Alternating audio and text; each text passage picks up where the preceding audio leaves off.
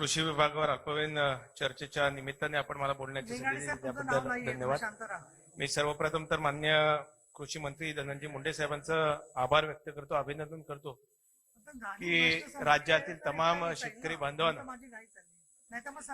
₹1 विम्याच्या हप्त्याने आपण त्यांचा विमा शासनाच्या माध्यमातून उतरवलाय आणि समस्त शेतकऱ्यांना न्याय देण्याची प्रामाणिकपणाने भूमिका राज्याचा कृषी मंत्री म्हणून कारभार आपण स्वीकारल्यानंतरच सर्वप्रथम जाहीर केली।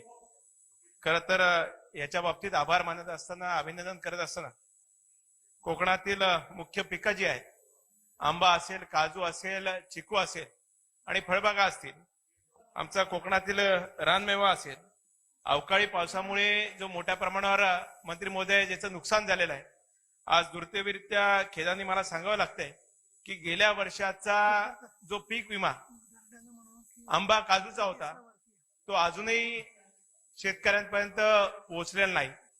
या संदर्भात वेळोवेळी पाठपुरावा करून सुद्धा आज शेतकरी या विमा हप्त्यापासून किंवा संरक्षणापासून वंचित आहे। आपण जर पाहायला गेलं तर रायगड जिल्ह्यातील फळबाग पिकांसाठी जो काही विम्याचा हप्ता ठरवला गेलेला आहे तो सर्वाधिक कोकणामध्ये 29,400 रुपयाचं त्या ठिकाणी शेतकऱ्यांकडनं त्यांचा विम्याचा हप्ता घेतला जातो। मात्र शेजारी असलेल्या रत्नागिरीमध्ये मंत्री महोदय हाच 14,000 आहे आणि सिंधुदुर्गामध्ये हा साधारणपणाने 7,000 रुपये, ठाण्यामध्ये सुद्धा आणि पालघरमध्ये सुद्धा 9.5% हिशोबाने शेतकऱ्यांचा त्या ठिकाणी विमा त्यांचं जे हिस्सा आहे हा त्याच्यामध्ये अंतर्भाव केला जातो। त्याच्यामुळे माझी विनंती राहील की रायगड जिल्ह्यामध्ये सुद्धा ही समानता आपण सगळीकडे आणावी, ज्याच्यामुळे आज आपण पाहायला गेलं तर 21-22, 22-23 मध्ये जसे 21-22चे जे निकष होते त्याच निकषाप्रमाणे, ट्रिगर्स प्रमाणे पुनश्च या येणाऱ्या वर्षीमध्ये आपण करावं। 30 नोव्हेंबरची आपण तारीख 5 डिसेंबर पर्यंत वाढवली, त्याबद्दल जरूर आभार मानतो। मात्र ह्या वाढीव दरामुळे म्हणजे 5 पट इतर जिल्ह्यांच्या तुलनेत असल्यामुळे आज रायगड जिल्ह्यामध्ये शेतकरी हा विमा आंबा काजूचा उतरवत नाही, त्याच्यामुळे तो कमी करावा अशी विनंती करतो। त्याचबरोबरच आपण पाहिलात तर अवकाळी पावसामुळे असेल, गेल्या 2-3 वर्षांमध्ये सातत्य पडणाऱ्या पावसामुळे आंबा आणि काजूचं फळबागांचं मोठ्या प्रमाणावर नुकसान झालं। जसं प्रवीण भाऊनी विनंती केली, मागणी केली की यांना पुनर्जीवित करण्यासाठी, पुनर्लागवणी करता आज बँकेच्या माध्यमातून कर्ज उपलब्ध करून द्यावं। माझी तर प्रवीण भाऊ विनंती अशी राहील की त्याच्या सोबतच आपण शक्यतो जसं त्यांना कर्ज दिलं जाईल, हे 5 वर्षाचं कर्ज आणि त्याच्यावरती जो काही व्याज आकारलं जाईल हे किमान 10 वर्षाचं तरी किमान शासनाने त्याचं कर्ज हे आमच्या शेतकऱ्यांचं त्याचे हप्ता जो आहे हा जो व्याजाचा आहे तो आपण शासनाने उचलावा अशी विनंती मी शेतकरी बांधवांच्या वतीने करतो आणि आपण सहानुभूतीपूर्वक निश्चितच मंत्री महोदय या संदर्भात विचार कराल असा विश्वास मी इथे व्यक्त करतो। आज आपण पाहायला गेलात तर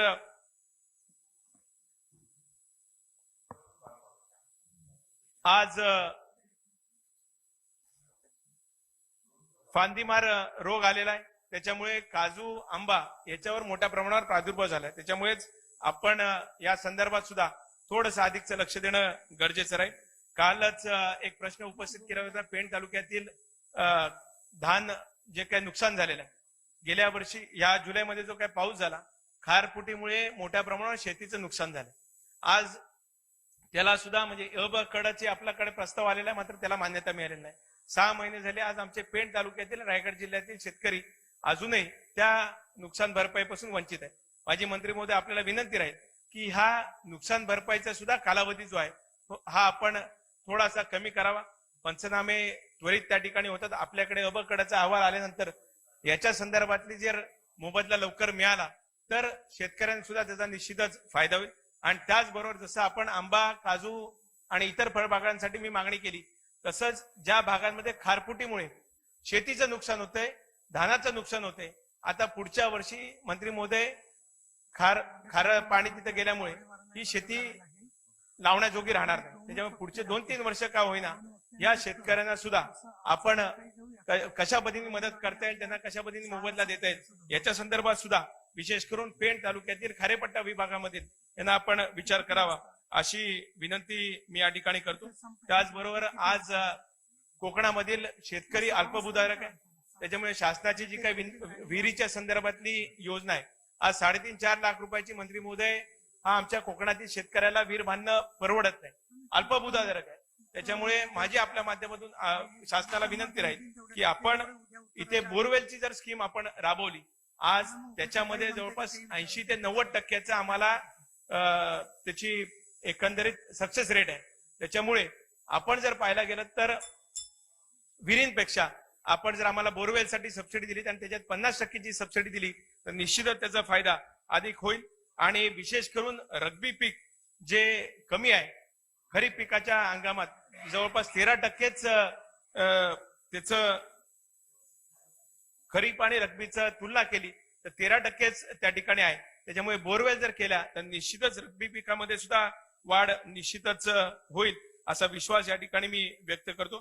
त्याचबरोबरच आपण जसं वीडमॅटला मगाशी म्हटलात शेडनेटला अनुदान दिलं जातं, तसंच ड्रीप इरिगेशनसाठी सुद्धा मंत्री महोदय आमच्याकडे वणव्यांमुळे मोठ्या प्रमाणावर नुकसान होतं.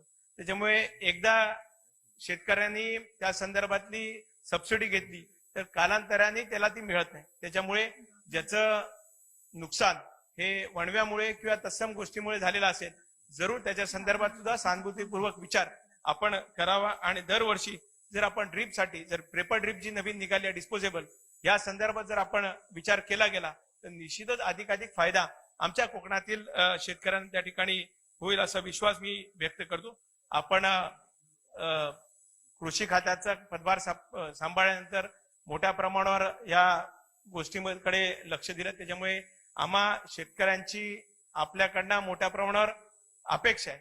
आज देशाचे माजी कृषी मंत्री आदरणीय शरदचंद्रजी पवार साहेब यांचा सुद्धा वाढदिवस आहे. त्यांच्या तालमीमध्ये आपण सर्वजण तयार झालो, त्याच्यामुळे निश्चितच त्याला अनुसरून आपल्या माध्यमातून काम होईल. सर्वच जण झालेलो आहोत, त्याच्यामुळे आपण सुद्धा झालेलो आहोत. परब साहेब आम्ही सुद्धा सर्वजण झालेलो आहोत. त्याच्यामुळे मात्र शुभेच्छा आदरणीय श्रद्धेय पवार साहेबांनी देत असताना आम्ही जिथे आहोत तिथेच आहोत, काळजी करण्याचं कारण नाही. आम्ही निश्चितच महाराष्ट्राच्या जनतेसोबत आहोत एवढंच नम्रतापूर्वक सांगतो. आणि त्याच जनतेला न्याय देण्याच्या दृष्टीने आदरणीय मुंडे साहेब काम करतील आणि हे शासन काम करेल अशा पद्धतीचा विश्वास व्यक्त करतो. सभापती महोदय मला बोलण्याची संधी दिली त्याबद्दल आभार व्यक्त करतो. धन्यवाद.